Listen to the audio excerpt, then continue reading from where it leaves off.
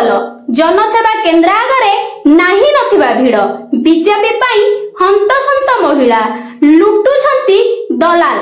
800 टंका पाई भोक उपास रे ठिया हेउछंती घंटा घंटा बीजेपी सरकार नियम पाई असंतोष महिला योजना पाई मिलुछि जंत्रणा सुभद्रा करुछि कलबल जननी जंत्रणारु महिलांक पाई बळी जाईछि सुभद्रा जंत्रणा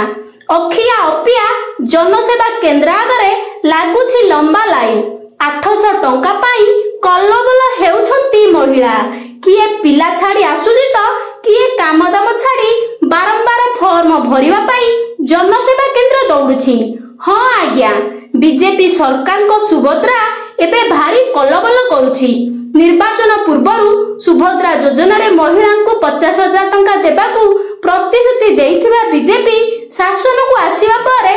वर्ष को 2टी किस्ती रे मात्र 10,000 टंका देबाकू घोषणा करिछि जहा द्वारा मासकू 800 टंका पाखापाखि जनक प्राप्य हबो। अन्यपटे एथिपाई विभिन्न कंडीशन रखी लोकों को भुआ बुलाउछि बीजेपी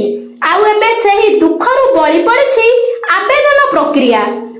आधार रे फोन लिंक करिबा सांगकू फॉर्म पूर्ण करिबाकू जनसेवा केन्द्र रे लागुछि लंबा लाइन राज्यर महिला माने फॉर्म पूर्ण करिबाकू एठाकू सेठाकू होई हंतसंत हेलेनी केउठी बाड़िया बाड़ी तो पुणी केउठी दला चकटा होई आहत हेउछंती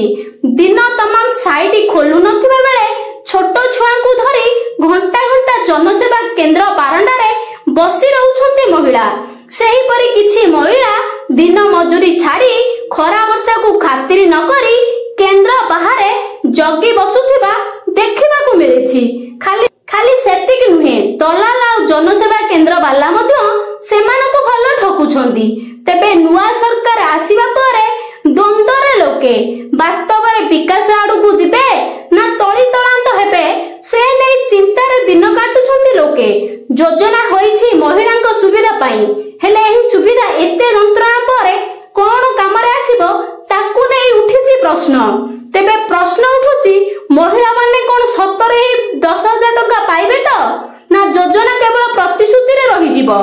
बीजेपी सरकार चाहिथिले एहार आवेदन प्रक्रिया को सहज करि पारथांते पंचायत व ब्लॉक प्रतिनिधि द्वारा जांच करी हिताधिकारी चिन्हट होई पारथांता किंबा कौनसी स्वतंत्र वेबसाइट द्वारा ऑनलाइन आवेदन होई पारथांता किंतु एभली नाटक करबा पछरे उद्देश्य कोन जे